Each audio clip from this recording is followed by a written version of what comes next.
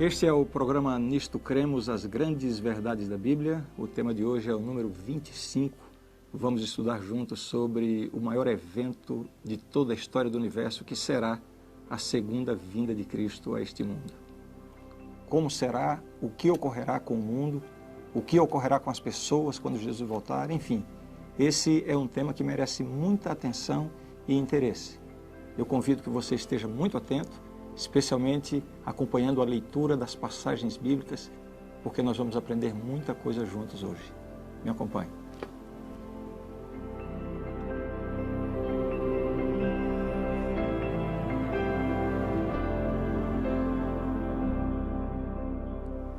A primeira garantia que nós temos de que Jesus de fato voltará a este mundo é a promessa que ele mesmo fez. Aliás, ele fala sobre o seu retorno inúmeras vezes, mas esta aqui é talvez a promessa mais clara e objetiva que Jesus fez de que ele de fato voltará a este mundo. Vejam a promessa. Jesus disse: "Não se turbe o vosso coração. Credes em Deus, crede também em mim. Na casa de meu pai há muitas moradas. Se assim não fora, eu vou-lhe teria dito, pois vou preparar-vos lugar. E quando eu for e vos preparar lugar, voltarei e vos receberei para mim mesmo, para que onde eu estou, estejais vós também." João 14, 1 a 3.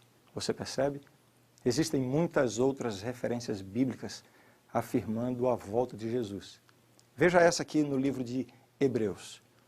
"Assim também Cristo, tendo se oferecido uma vez para sempre para tirar os pecados de muitos, aparecerá segunda vez sem pecado aos que o aguardam para a salvação." Hebreus 9, 28.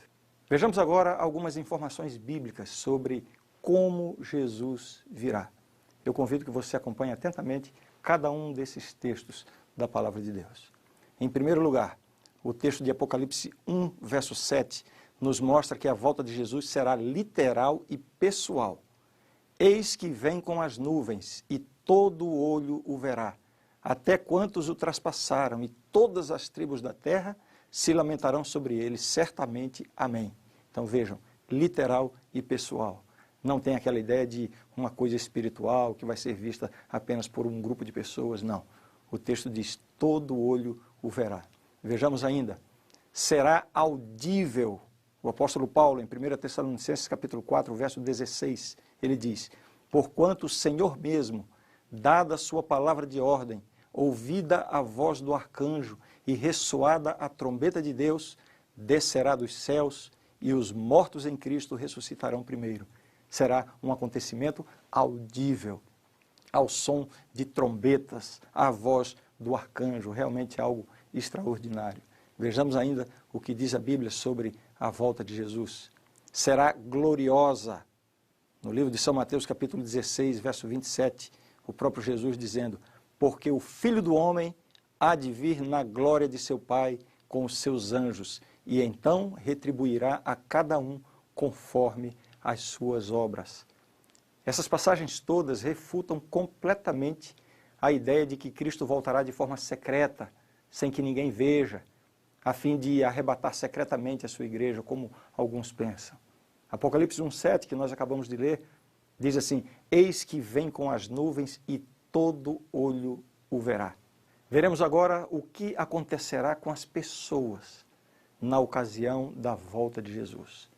Haverá pessoas vivas nesse momento, haverá pessoas que ao longo da história da humanidade já morreram.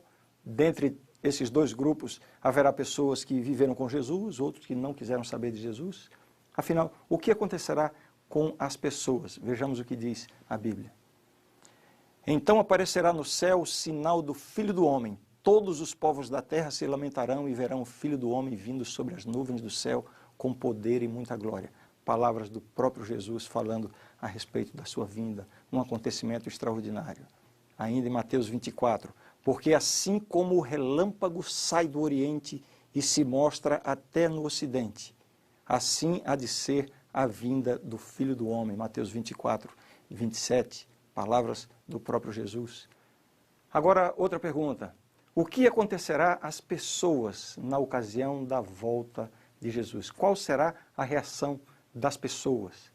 dos que estiverem aqui quando Jesus voltar? E daqueles que já morreram também? Qual será a reação das pessoas? O que acontecerá com as pessoas? Primeiramente, com a volta de Jesus ocorrerá a morte dos ímpios. Aqueles que não aceitaram a Jesus como seu Salvador serão destruídos na sua vinda.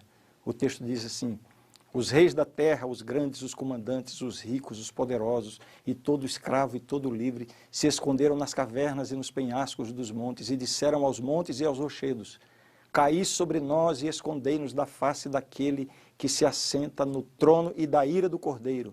Vou repetir. Caí sobre nós e escondei-nos da face daquele que se assenta no trono e da ira do Cordeiro, porque chegou o grande dia da ira deles. E quem é que pode suster-se? Apocalipse 6, versos 15 a 17. Aqui o profeta teve uma visão de como seria a volta de Jesus e ele viu profeticamente essa cena terrível. Todos os ímpios, todos aqueles que não quiseram saber de Deus, na volta de Jesus, se precipitando nos penhascos, nos rochedos, enfim, serão aniquilados porque não vão poder subsistir à glória da volta de Jesus. O que mais vai acontecer? Ressurreição dos justos mortos. Aqueles que morreram em Cristo, essa é uma expressão da Bíblia. Aqueles que morreram em Cristo, quando Jesus voltar, receberão a sua vida de volta. O texto diz: porquanto o Senhor mesmo, dada a sua palavra de ordem, ouvida a voz do arcanjo e ressoada a trombeta de Deus, descerá dos céus, e os mortos em Cristo ressuscitarão primeiro. Aqui está a garantia da ressurreição dos justos mortos. Agora sim, a transformação dos salvos. Todos aqueles que aceitaram a oferta de salvação em Cristo, no dia da volta de Jesus, serão transformados. Que transformação será essa? Aqui diz o texto: no momento, num abrir e fechar de olhos, ao ressoar a última trombeta, a trombeta soará, os mortos ressuscitarão incorruptíveis, e nós seremos transformados, porque é necessário que este corpo corruptível se revista da incorruptibilidade e que o corpo mortal se revista da imortalidade. 1 Coríntios, capítulo 15, versos 52 e 53. Como é bom saber que quando Jesus voltar, os salvos vão ressuscitar, e não somente isso, vão ressuscitar transformados. Imagine isso. Aquela pessoa que morreu num leito de sofrimento, de dor, de enfermidade, vai ressurgir em glória, gozando de plena saúde. Aquelas pessoas que porventura não tiveram a sua integridade física ao longo da vida, alguma deficiência, alguma mutilação, vão ressuscitar com o corpo completo, glorioso e perfeito. É isso que diz a palavra de Deus. Vejamos mais o que diz a Bíblia. A trasladação de todos os salvos vai acontecer no momento da volta de Jesus. O texto diz: depois nós, os vivos, os que ficarmos, seremos arrebatados juntamente com eles. Eles quem? Os mortos que ressuscitaram em Cristo, entre nuvens para o encontro do Senhor nos ares. E assim estaremos para sempre com o Senhor. 1 Tessalonicenses, capítulo 4, verso 17. Em resumo, a volta de Jesus será isso. Ele vai descer do céu. Todos os ímpios morrerão, mas os salvos serão levados para o céu. Os que tinham morrido ressuscitarão transformados. Os que estiverem vivos serão também transformados e então viveremos para sempre com o Senhor. Jesus não marcou o dia nem a hora da sua volta, mas ele indicou que haveria sinais indicadores da proximidade da sua vinda. No Monte das Oliveiras achava-se Jesus assentado quando se aproximaram dele os discípulos em particular e lhe pediram: dize-nos quando sucederão estas coisas e que sinal haverá da tua vinda e da consumação do século. Mateus 24, 3. Então, primeiramente, vamos ver alguns sinais da volta de Jesus no mundo natural. Vejam o que a Bíblia diz.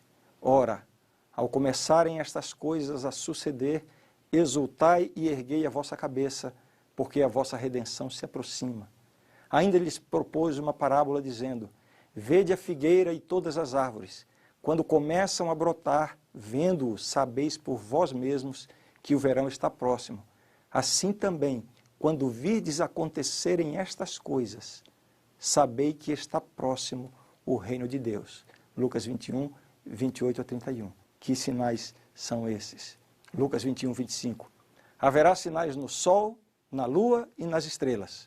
Sobre a terra, angústia entre as nações, em perplexidade, por causa do bramido do mar e das ondas. Eu quero chamar a sua atenção especificamente para a expressão: haverá sinais no sol, na lua e nas estrelas. Que sinais seriam estes no sol, na lua e nas estrelas? Vejam outro texto. Mas naqueles dias após a referida tribulação, ou seja, no final dos tempos, próximo à volta de Jesus, o texto continua dizendo: o sol escurecerá, a lua não dará a sua claridade, as estrelas cairão do firmamento e os poderes dos céus serão abalados. Então verão o Filho do Homem vir nas nuvens com grande poder e glória. Marcos capítulo 13. Além desses sinais, João viu um grande terremoto como um dos sinais da volta de Jesus. Aqui está o texto. Vi quando o Cordeiro abriu o sexto selo e sobreveio grande terremoto. O sol se tornou negro como saco de crina e a lua toda como sangue. Apocalipse 6,12. Você consegue montar aqui o quebra-cabeças? Os textos em harmonia indicam que haverá o escurecimento do sol, a lua como sangue, a queda das estrelas e um grande terremoto. Todos esses sinais deveriam coincidir com a fase final dos 1260 anos proféticos de perseguição, conforme nós estudamos no estudo número 13 da nossa série. Eu acho que você lembra disso. Qual foi esse grande terremoto em cumprimento a essa profecia? O maior de todos os terremotos conhecidos ocorreu em 1º de novembro de 1755, conhecido como o terremoto de Lisboa. E vejam, 1755, exatamente na fase final dos 1260 anos proféticos, que terminaram em 1798 com a Revolução Francesa. Então, este terremoto é visto como o cumprimento direto dessas previsões da Bíblia. Portanto, no mundo físico, temos aí o cumprimento, o terremoto de Lisboa, que aconteceu em 1º de novembro de 1755.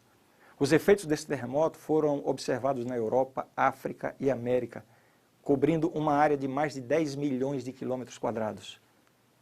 O seu poder destruidor centralizou-se em Lisboa, Portugal, onde, em questão de minutos, arrasou edifícios públicos e residenciais, causando milhares de mortos.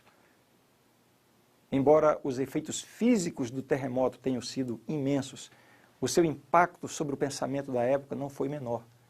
Muitos que viviam na época reconheceram isso como um sinal do fim e passaram a dar consideração séria ao julgamento de Deus e aos últimos dias. O terremoto de Lisboa representou um certo incremento no estudo das profecias bíblicas. E os sinais no sol, na lua e nas estrelas, referidos pela profecia apontando como sinais da volta de Jesus. Como se cumpriram? O escurecimento do sol, 19 de maio de 1780, vejam, na mesma época, na fase final dos 1260 anos proféticos, exatamente no momento exato para o cumprimento dessa profecia. 19 de maio de 1780. Em cumprimento à profecia de Cristo, o dia 19 de maio de 1780 testemunhou uma extraordinária escuridão na porção nordeste do continente americano. Veja só o depoimento de uma testemunha ocular. Ela disse o seguinte: o povo não podia ler caracteres comuns impressos, ver a hora nos relógios, comer ou fazer serviços domésticos sem a luz das velas. Em algumas partes, nem mesmo se poderia ler ao ar livre durante muitas horas. O escurecimento começou às 10 horas da manhã, continuando até a meia-noite. Multidões acreditavam que ia chegar o fim do mundo. Homens no campo caíam de joelhos a orar. Muitos correram à casa dos vizinhos para confessar e pedir perdão. A tal ponto foi a população impressionada por esse acontecimento, que na assembleia de março seguinte, a cidade votou guardar o próximo dia 19 de maio como um dia de jejum e oração. Aqui está a referência da pessoa que faz esse relato. Às 9 horas da noite ergueu-se a lua, mas a escuridão persistiu até meia-noite. Quando a lua se tornou visível, sua aparência era como sangue, na mesma noite do escurecimento do sol, cumprindo mais uma vez este sinal da profecia dita por Jesus. Agora vejamos a queda das estrelas profetizada como um sinal da volta de Jesus. O texto que nós lemos, aí está um trecho. As estrelas cairão do firmamento. São Marcos 13, 24. Na noite de 12 para 13 de novembro de 1833, uma tempestade de estrelas cadentes caiu sobre a Terra. A América do Norte recebeu o fenômeno com maior ímpeto. Do Golfo do México até Alifaz, o céu se achou riscado em todas as direções.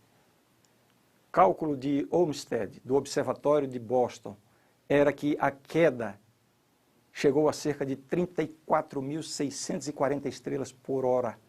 Durou 3 horas e foi registrado até pelos índios em seus artesanatos posteriores. O mais admirável de tudo isso é a exatidão dessas profecias. Todas se cumprem na fase de encerramento do período de perseguição da igreja, aqueles 1.260 anos mencionados na profecia, os 1.260 anos de supremacia papal, que foram de 538 a 1798. Esses, portanto, foram os sinais no mundo físico, alguns deles, o terremoto de Lisboa, o escurecimento do sol, a lua como sangue e a queda das estrelas. Vejamos agora alguns sinais da volta de Jesus no mundo religioso. Primeiro, um despertamento para a pregação da volta de Jesus. Isso aqui é visto como um sinal da proximidade da volta de Cristo. O livro de Apocalipse revela o surgimento de um grande movimento religioso de extensão mundial, ocorrendo antes do segundo advento.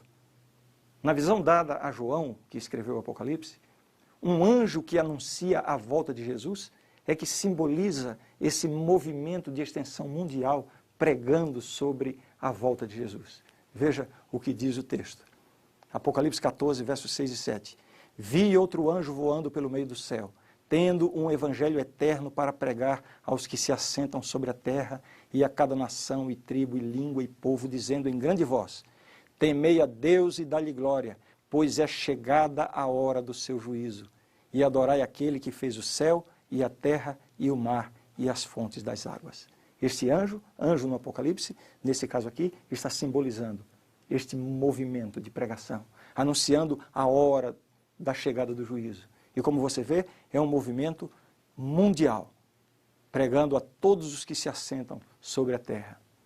E a própria mensagem deste primeiro anjo indica quando ela deveria ser pregada. O evangelho eterno, na verdade, tem sido pregado ao longo dos séculos, ao longo da história do cristianismo.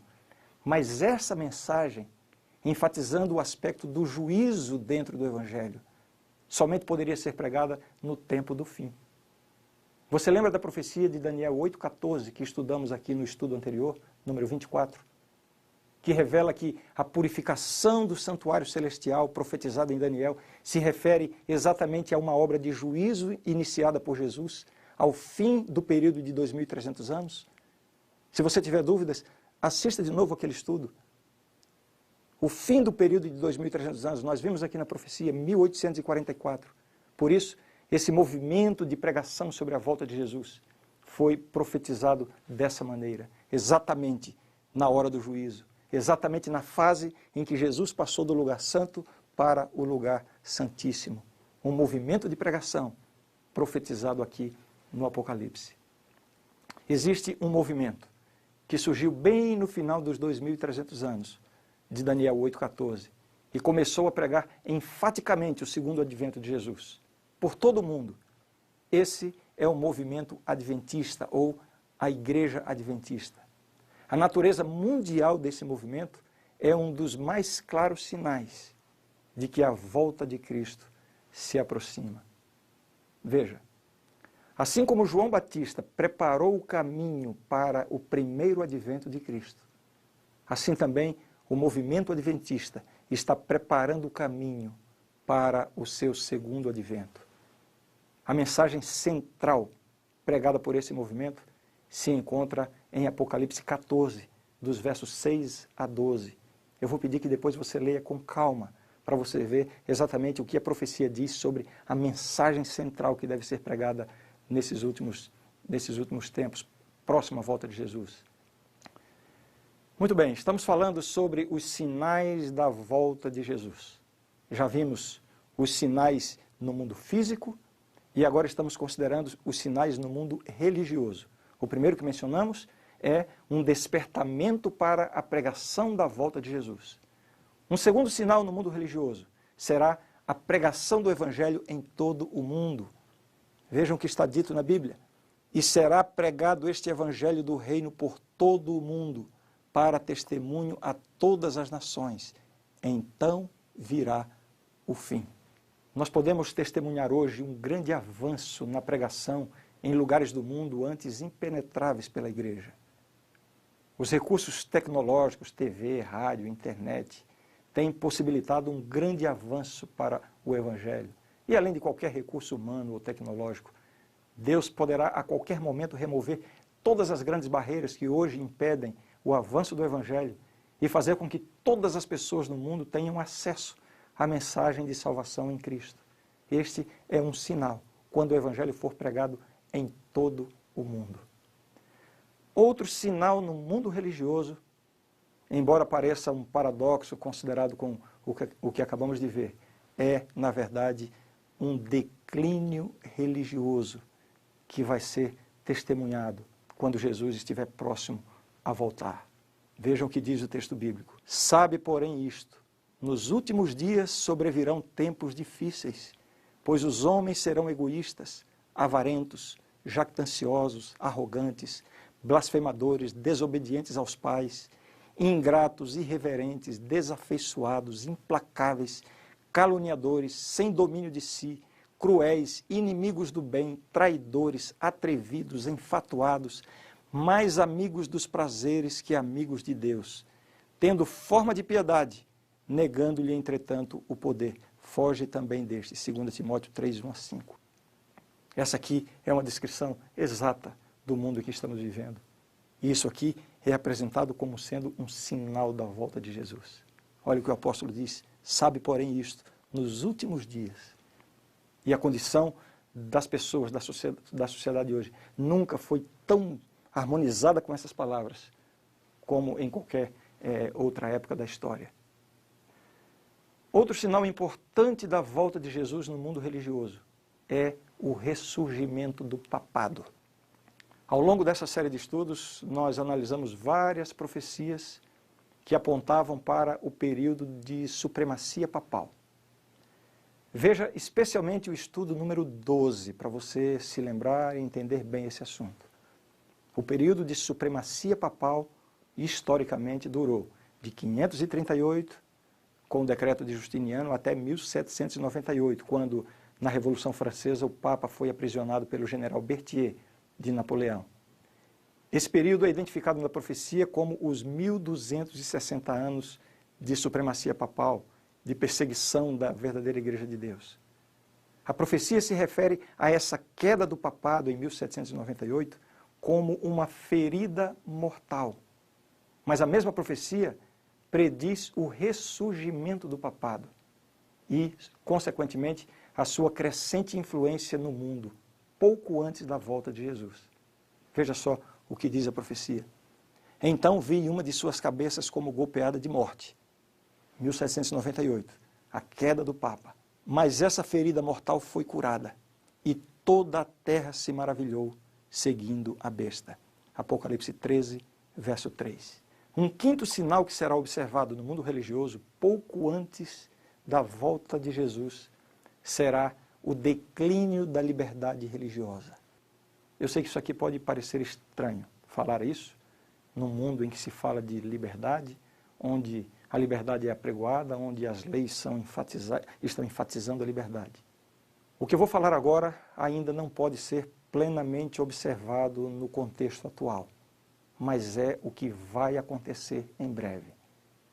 Você pode até duvidar, mas grave bem essas informações, para que, quando essas coisas começarem a acontecer, você possa estar prevenido Essas declarações que eu vou fazer agora são baseadas no estudo das profecias bíblicas. O reavivamento do papado, que está em andamento. Em 1929, com a assinatura do Tratado de Latrão, quando o Estado do Vaticano recebeu, a sua independência. A partir daí, o papado está ressurgindo como uma potência, como uma força influente na sociedade. O reavivamento do papado afetará dramaticamente o cristianismo nesses próximos dias. A liberdade religiosa, obtida a grande custo ao longo da história, assegurada pela separação entre igreja e Estado, vai ser severamente comprometida e finalmente abolida. Com o apoio de poderosos governantes civis, o sistema papal tentará impor a sua forma de adoração a todas as pessoas. A pressão para que a pessoa se adapte a essas imposições incluirá, por exemplo, a coerção econômica. Veja o que diz a profecia. Para que ninguém possa comprar ou vender, senão aquele que tem a marca, o nome da besta ou o número de seu nome. Com o tempo, aqueles que se recusarem se submeter serão ameaçados com pena de morte. Está aqui na profecia. Veja, Apocalipse 13, verso 15. E lhe foi dado comunicar fôlego à imagem da besta, para que não só a imagem falasse, como ainda fizesse morrer quantos não adorassem a imagem da besta.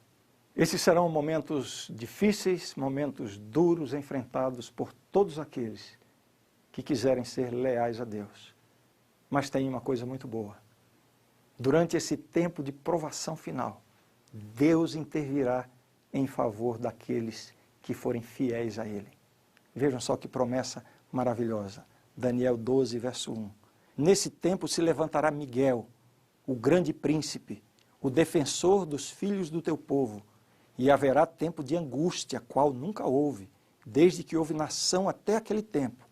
Mas naquele tempo será salvo o teu povo, todo aquele que for achado inscrito no livro.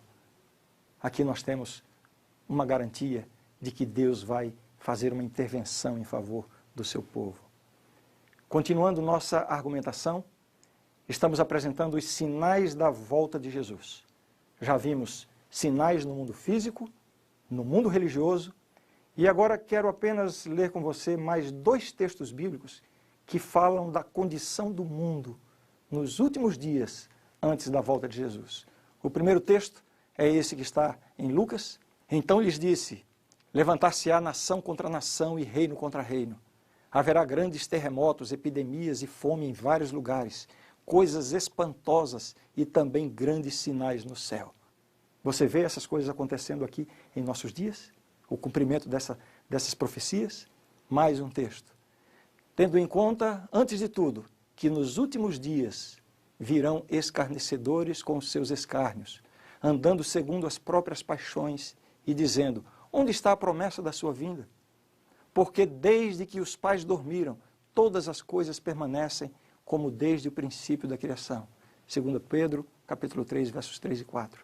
São pessoas que desconsideram, pensam que isso aqui é um conto de fadas, quando na verdade temos tantas profecias que já se cumpriram com exatidão em tantos detalhes.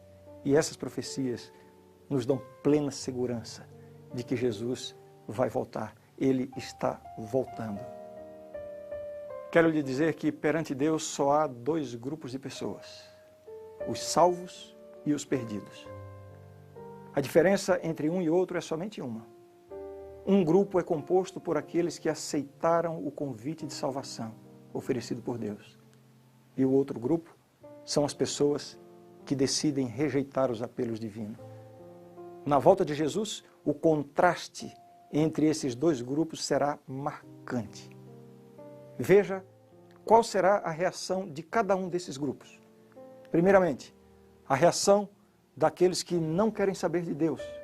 Quando Jesus voltar, o texto diz assim: os reis da terra, os grandes, os comandantes, os ricos, os poderosos e todo escravo e todo livre se esconderam nas cavernas e nos penhascos dos montes e disseram aos montes e aos rochedos: caí sobre nós e escondei-nos da face daquele que se assenta no trono e da ira do Cordeiro, porque chegou o grande dia da ira deles, e quem é que pode suster-se? Aqui uma cena de completo desespero. Pessoas que quiseram viver a vida sem Deus, quando Jesus estiver voltando, vão ficar absolutamente desesperadas, angustiadas, vão ser fulminadas pela volta de Cristo. Uma cena triste, que infelizmente vai ser a experiência da grande maioria da humanidade. Veja agora qual vai ser a reação dos salvos. Então dirá o rei aos que estiverem à sua direita: vinde, benditos de meu Pai, entrai na posse do reino que vos está preparado desde a fundação do mundo. Mateus 25, 34. Aqui temos o outro grupo. Minhas últimas palavras de hoje são essas. De que lado você quer estar naquele grande dia? Saiba de uma coisa, essa decisão não poderá ser tomada na hora do dia da volta de Jesus. Quando Jesus terminar a sua obra no santuário celestial, cada caso já estará decidido. A oportunidade que nós temos é agora. É por isso que a Bíblia diz, se referindo ao Espírito Santo: hoje, se ouvirdes a sua voz, não endureçais o vosso coração. Pense sobre isso. Qual é a sua decisão diante de uma realidade tão importante, tão significativa e eterna?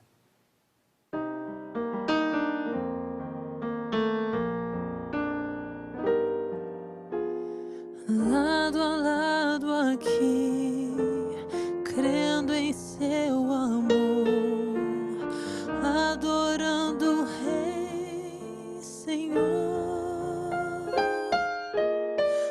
avançando em fé, movidos pelo amor, Deus nos acompanhará. Vamos para o céu com mãos e mãos unidas, lado a lado com Jesus. Nós vamos para o céu cantar canções em coro, eu e você vamos lá.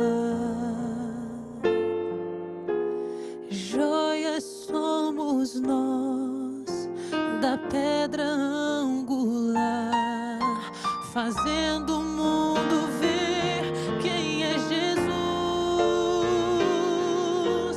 Para erguer murais, colunas e palácios, lá nas mansões celestiais.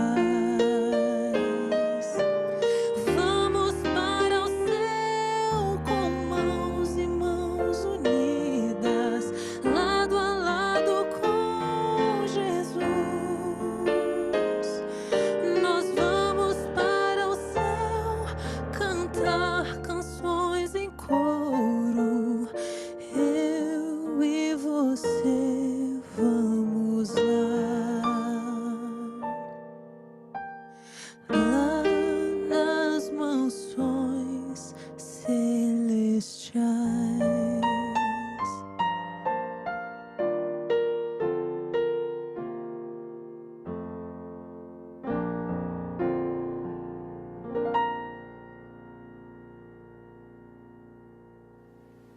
A grande verdade do estudo de hoje é esta: a segunda vinda de Cristo é a bendita esperança da igreja, o grande ponto culminante do Evangelho. A vinda do Salvador será literal, pessoal, visível e universal. Quando ele voltar, os justos falecidos serão ressuscitados, e junto com os justos que estiverem vivos, serão glorificados e levados para o céu, mas os ímpios irão morrer. O cumprimento quase completo da maioria dos aspectos da profecia, junto com a condição atual do mundo, indica que a vinda de Cristo é iminente. O tempo exato desse acontecimento não foi revelado e somos, portanto, exortados a estar preparados em todo o tempo. Esta é a verdade e eu creio nisto. O próximo tema será dos bons. o que a Bíblia ensina sobre a morte e a ressurreição. Por favor, não morra antes do nosso próximo estudo. Até lá!